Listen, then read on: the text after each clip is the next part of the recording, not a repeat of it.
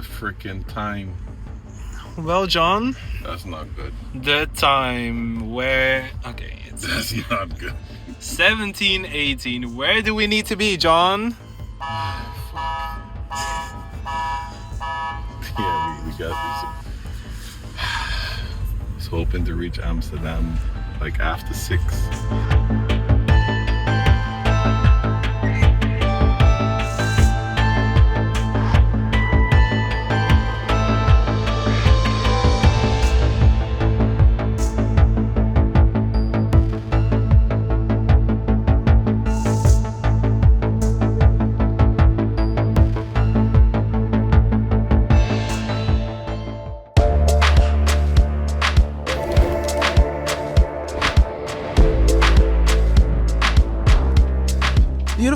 Beautiful people, welcome, Bonochi, good evening, and welcome to the 6th edition of the Bou di Watapana series, an initiative by Stichting We Connect and Pakhuis de Zwijger. Tonight, we are diving into the theme of community building. So let's start with some of the speakers. The first speaker that we have today is John Sandeford.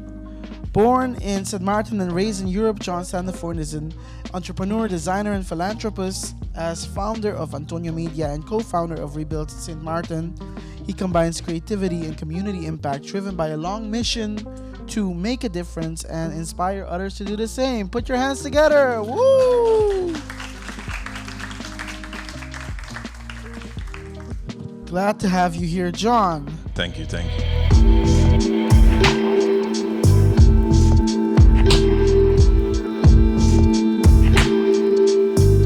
Community means for me a group of people that has the same doelstellingen to help their own people, but also the environment they live in, and also the kids from the community, from the people that they form a community with.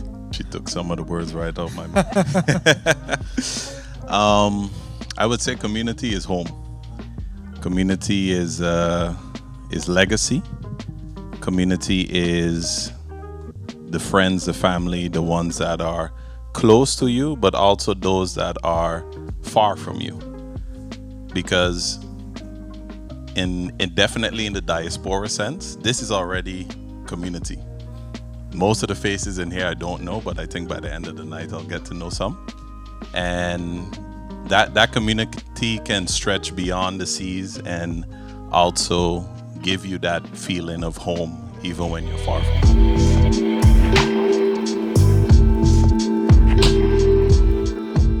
Shout out to Kjeld Kroon and Pakhuis de Zwijger for having me on the 6th edition of Bou di Watapana. Big up, bless up, thank you. Hi. You speak Dutch? Dutch, English? Complimento? No. Oké. Ik versta un tiki. Ik vind dat we zichtbaarder moeten zijn. 100%. En het onderwerp waar je het net over had, over het hebben van helden, maar vooral het delen van onze helden. Ja. Daar ben ik helemaal voor. Thank de you, reden waarom is omdat het bijdraagt aan de identiteitsvorming. Ja. En ik denk op het moment dat we met z'n allen een identiteit hebben waar we trots op zijn, dan zijn we gevaarlijk voor de hele wereld. Exactly. Ik bedoel, dan weet je, het is belangrijk.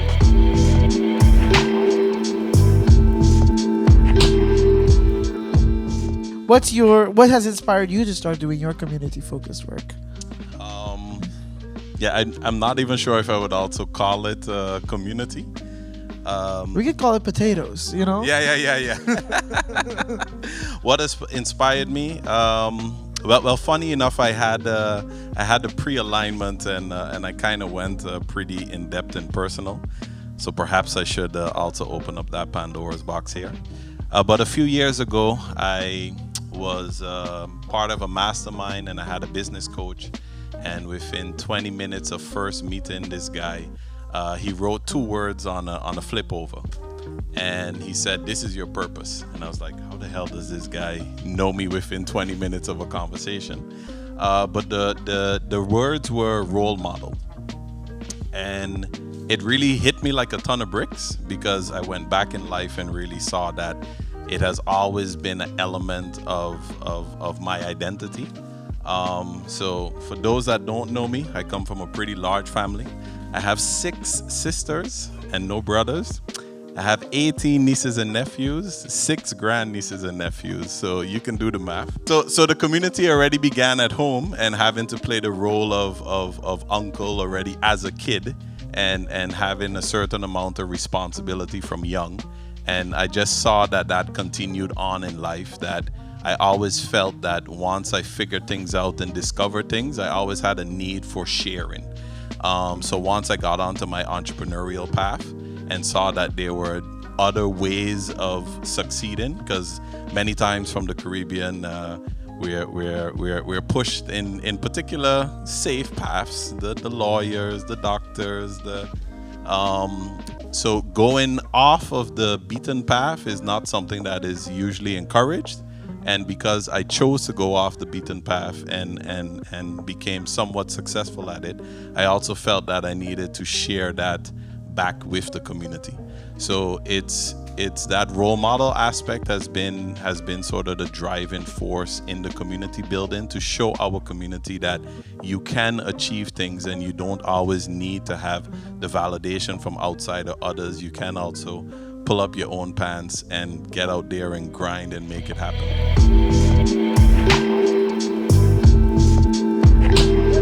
How Thaisa doing? She good. I was Thaisa's boss. When I now? shared the flyer, she in Aruba.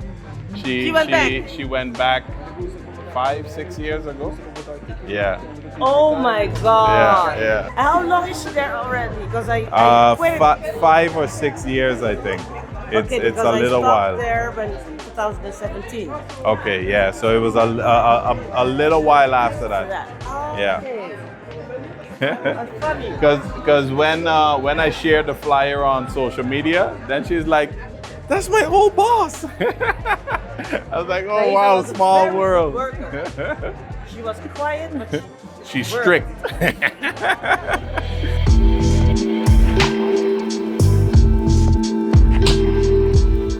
All of you have at least found a way to keep yourself sane in the midst of the insanity that is the world. But that was also a learning process. Yeah. It's not like, oh, okay, when we started, weekends, what are weekends? What is time off? What are those? No idea. But now I also learned that I need at least one day to not think, or try to not think about everything that needs to get done. So it's definitely a learning curve, and as a reminder to everybody, you do need that time off for your own sanity. For sure. and learning to say, which is very difficult because No. I'm 60 and I still have that problem, learning to say no. That's still very hard. That's the word. That's the hardest part I find, to say no. Yeah. Can't.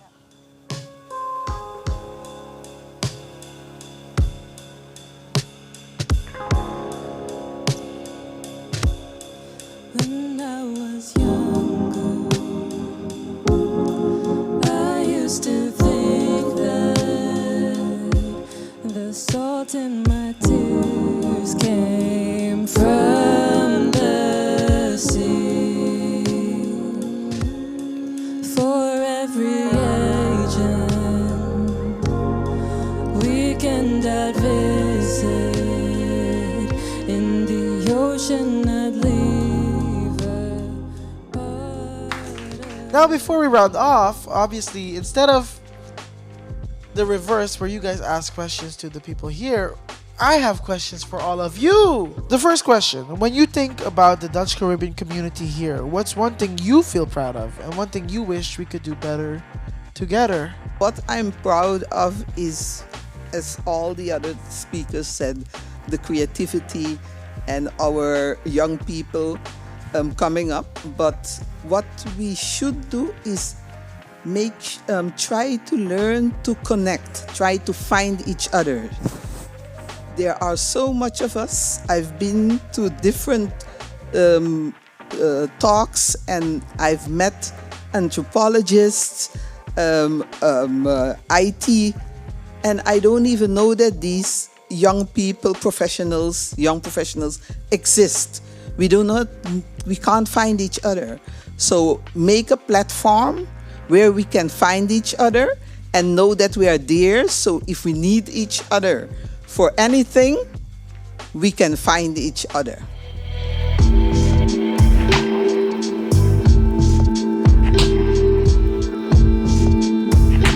I have not Yes. a question, but like a thought.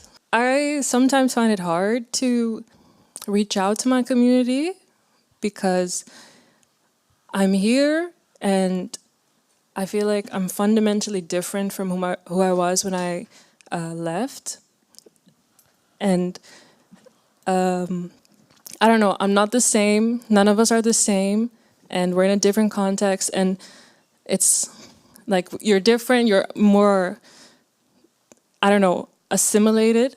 And I feel like I carry a little bit of shame with that, of having like given up part of myself.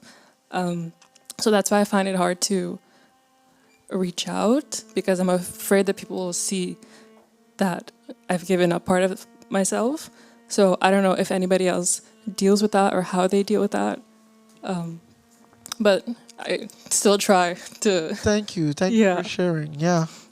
I recognize it. Was that a tear? Oh, okay. Okay. I was like, whoa, it got super emotional. I recognize it, but what I can tell you is that it's part of the evolution. So you growing into the person that you're supposed to be. Many of us, we leave the islands when we're 18. And we think we're ready for the world and we're big and we're grown and no one can tell us anything, but we're still little babies. We don't really know stuff yet. So we're going to hit our heads and run into ourselves many times. And you're going to have to let go of certain parts of that identity. But that identity was also shaped and formed by the parents and the community with the tools that they had at that time for the world that they lived in at that time. And the world that you're living in today and the world that you have to grow up and strive in is a completely different world than the world that they were essentially raising you for. So it's just part of the evolution. It's like the butterfly that goes into the cocoon in one state and comes out in a completely different state. So don't worry. You're just in the middle of the process. Yeah. And when you come out the other side, you'll look back and don't have to feel any shame for the process that you went through. Yeah, we're in the metamorphosis. You're talking about you feel like you are assimilating. You have to ask yourself the question, does this feel good for me? Or am I denying a part of myself to be what I'm being right now? That's the most important question you have to ask. Because if you feel comfortable with who you are, because you like house music, eh? Yeah. Then that's part of you. You understand what I'm saying? Yeah. So you have to ask yourself, am I content right now, at the moment that I'm in right now, with the way I am, quote unquote, assimilating? Because I don't think you are really, I don't think that word kloppen. Assimilating is Het klopt niet helemaal, I think. Otherwise you wouldn't be here. Yeah. Doing your thing behind that microphone, but with your people. You understand what I'm saying? Sometimes people find me strange also. Because I don't have 6 kids with 10 fathers. Shade. No. When I'm no, but that's the mindset of people. You know? First thing they ask me, you don't have a partner? No, you don't? You must be lonely. So they fill it in for me while I'm very, very happy being on myself. You understand? So you have to ask yourself. Als het klopt voor jou, dan klopt het voor jou. Because it's about you. Yeah. Thank you. Beautiful.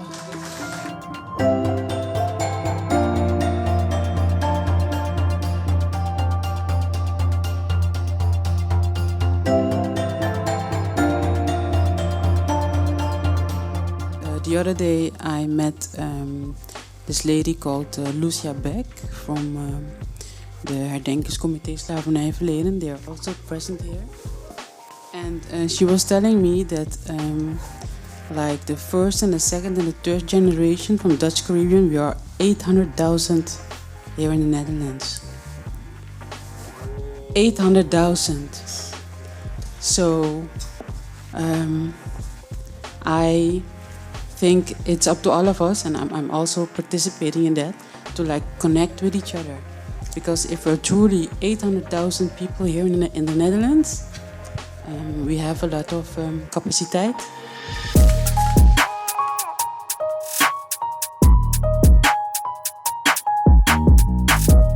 It goes very simple, Harun. So we want to charge with a fast charger. So we're gonna take out the big one. Since I have the magic key, I just tap, stick it in, and that's it. And now we got blue blinking lights. What if I'm then just pull it out? Try.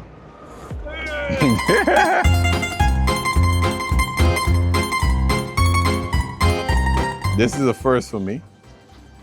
Prepare your own deep fried pizza in a Italian stone oven.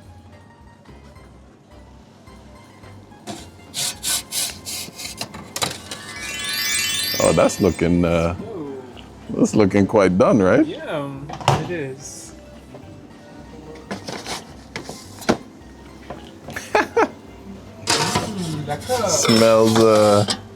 Smells pretty legit too. Can we have a mukbang? A mukbang? Yeah, we can do a mukbang.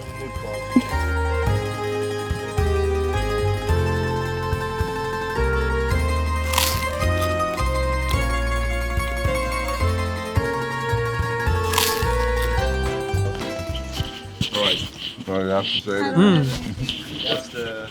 What's the verdict on the newest Addison Rae albums? I'm so sorry. It's just my Nikki's business. 1 out of 10. Yeah, 1 and a point. What? 1 nano point? Excuse me. Addison Rae is the Michael Jackson of this generation. Oh As I keep on saying this, she has talent, she has the fame, she is singing, she is dancing, she is doing everything. I think Harun fell on his head. Just impossible. Meanwhile, we're listening to Addison in the car. So, John, who is the modern day Michael Jackson? The closest one that can make any sliver of a claim would be Chris Brown. Chris Brown? Shameless plugs for the evening. Oh, yeah. Hey! Represented right now for the community here in Amsterdam. Bou di Watapana, under the Watapana tree. It's been a good night. Lots of connections made. Lots of interesting conversations, interesting dialogue in the panel itself. And yeah, man, looking forward to connecting with more people and connecting with you guys out there that are watching this right now. Bless, thanks for tuning in. It's been a long night. This guy, that lady, this guy behind the camera, they all gotta get home. So wish us a safe journey back to onder de rivieren in Brabant and Limburg. See you soon in the next one. Like, subscribe, do all the good stuff. You know what to do. Please do.